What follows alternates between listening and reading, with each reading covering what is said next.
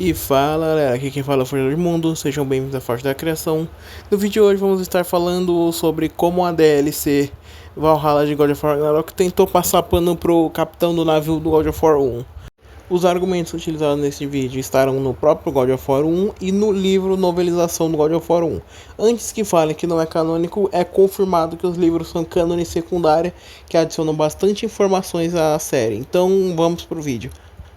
Antes de começarmos, um pequeno aviso: a gameplay usada foi do Ximenes Play. O link e os créditos vão estar na descrição. Isso é uma chave? Do meu passado. Abriu alguma coisa importante? Só uma lembrança.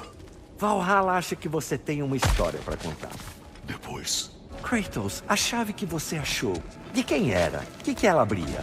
ele era de um capitão invencível durante uma batalha no mar Egeu.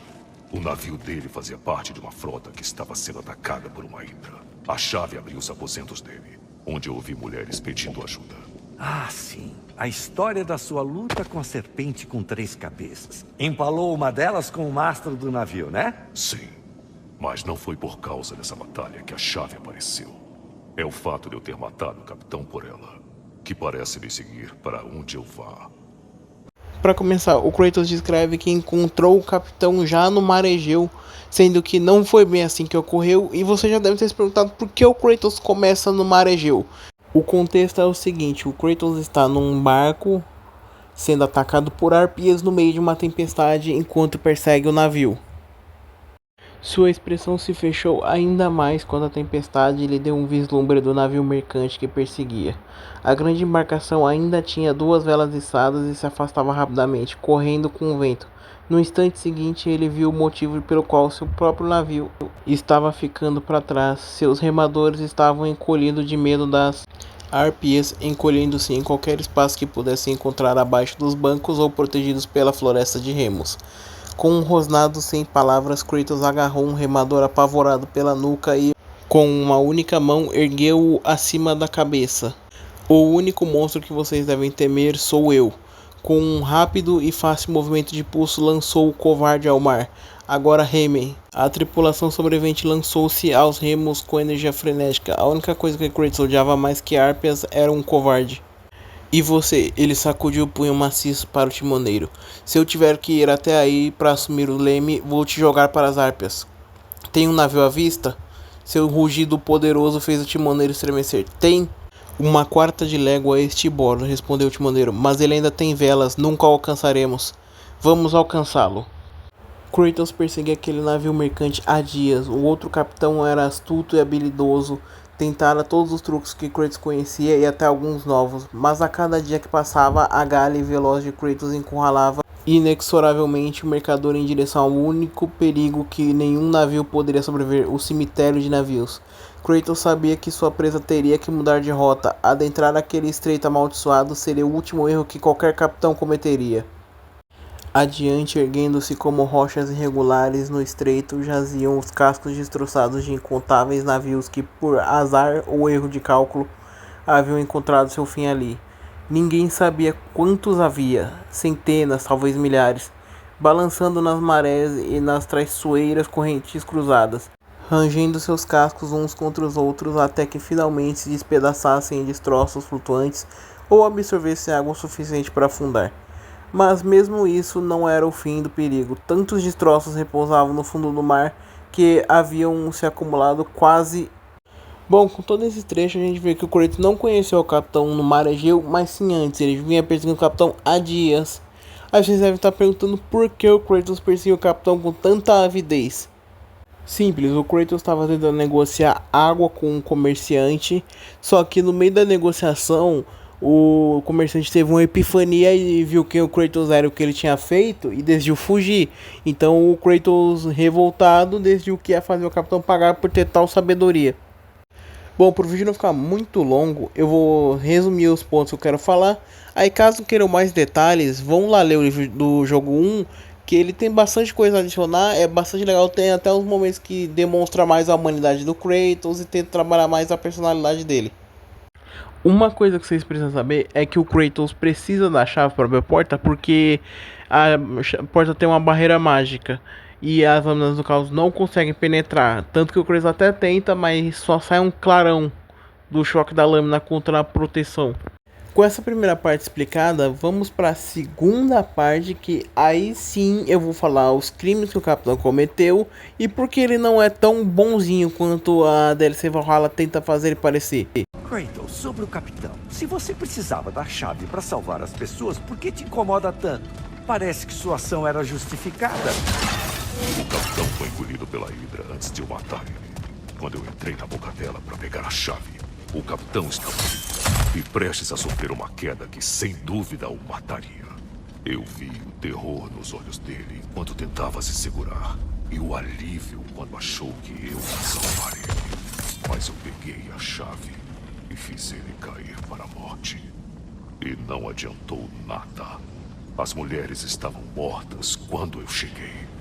Ah, só pra constar, o Capitão não morreu imediatamente após cair no estômago da Hydra, porque tipo, foram uns dias pra consertar o navio, os dias de viagem até Atena, mais os 3 dias que ele passou escalando o Templo de Pandora. Então, eu acho que, chutando baixo, assim, 1 semana e meia, 2 semanas, ele ficou vivo lá dentro. Tanto que quando o Kratos morre, a gente encontra aquele capitão pendurado numa coluna vertebral daquelas plataformas de osso e carne. E tipo, eu duvido muito que ele tenha físico suficiente para sustentar o peso dele naquela plataforma por 2 semanas. Para começar os crimes do capitão, ele era um comerciante de escravos, tanto que quando o Kratos desce no porão do navio dele, ele encontra escravos em estado de fome, quase morrendo de sede, com um barril de água do lado, porque eles não podiam tocar porque era mercadoria. Segundo crime do capitão, aquelas mulheres que estavam pedindo ajuda dentro do quarto trancado com a porta mágica, na verdade eram as concubinas dele que ele mantinha em cativeiro. Tanto que quando o Kratos mata ele e pega a chave, ele não sabia, mas o capitão tinha programado um sistema de segurança para caso ele não abrisse. Que era o seguinte, ele tinha colocado 3 legionários mortos-vivos lá. E se não fosse aberto de um jeito específico que só ele sabia, ia liberar os legionários e ia matar as mulheres. Como o Kratos não sabia disso, ele abriu a porta e quando entrou no quarto, os legionários estavam matando as mulheres. O que desencadeia nessa cena.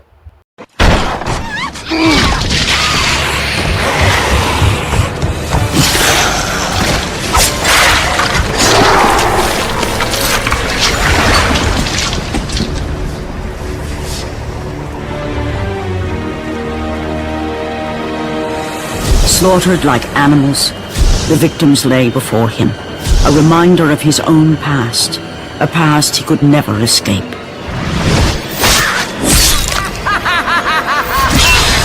His only solace was the sea. Ao ver os corpos das 3 concubinas, o Kratos ficou tão perturbado que durante toda a viagem de volta até Atena, ele nunca mais entrou no quarto do capitão, mesmo que tivesse tirado os corpos e limpado o sangue. Ele mesmo falou, porque senão despertaria os pesadelos dele de novo. Terceiro crime do capitão. Tá ligado aquelas mulheres que fazem parte do minigame de Sex God of War 1? Então, o nome delas são Loura e Zora. Elas são gêmeas, filhas de Afrodite e semideusas. Só que elas têm tipo uma espécie de feitiço que deixa os homens loucos por ela. Só que qualquer homem que foi pra cama com elas, tirando o Kratos, morreu. Por conta disso, o capitão trancou elas em uma cabine e só deu 2 peças de roupa. Uma saia e uma blusa que... Uma ficava com a blusa e outra ficava com a saia. Uma coisa que eu não concordo é que o Kratos fala que foi tudo em vão, mas no próprio livro fala que ele desceu pra falar com os escravos e acabou encontrando um cara que entendia de navegação. Então ele treinou esse cara e quando ele voltou a Atena, ele libertou os escravos e deixou eles seguirem seu próprio caminho. Bicho, você me falou várias vezes de pessoas que você matou a serviço dos deuses. Qual é a desse capitão? Não teria me custado nada ter misericórdia. A vida dele estava em minhas mãos. Ser tão cruel quanto eu fui. Esse homem não fez nada pra mim e eu tratei a vida dele como nada. Ele não era um Deus que me manipulou ou me escravizou. Não posso me esconder atrás da minha sede por vingança. Ele era só um homem com medo de morrer. Atacado e engolido por um monstro que ele não ia derrotar. Mas a Hydra era só um animal. Eu mostrei pra ele o que era um monstro de verdade. Então, sobre essa última parte, vamos falar o seguinte: ele realmente irritou o Kratos, porque ele deveria ter negociado água de bom grado. O próprio Kratos fala que ele estava disposto a negociar de bom grado, só que o capitão enlouqueceu e fugiu. Sobre o capitão ser só homem, é uma mentira, ele é um baita de um criminoso. E não faz o menor sentido o Kratos ficar preocupado com ele, até porque teve mortes muito mais aleatórias, tipo a tripulação dele, que morreu pra Hydra e o navio afundando. Aí também teve, ainda no capítulo, o cara que pediu ajuda pra ele tomar uma flecha na cabeça. Tem um monte de exemplos de mortes que o Kratos poderia sair daí, principalmente, tipo, sei lá, o Orcus, que é o melhor amigo dele. Enfim, esse foi o vídeo, espero que tenham gostado e até a próxima. Fui!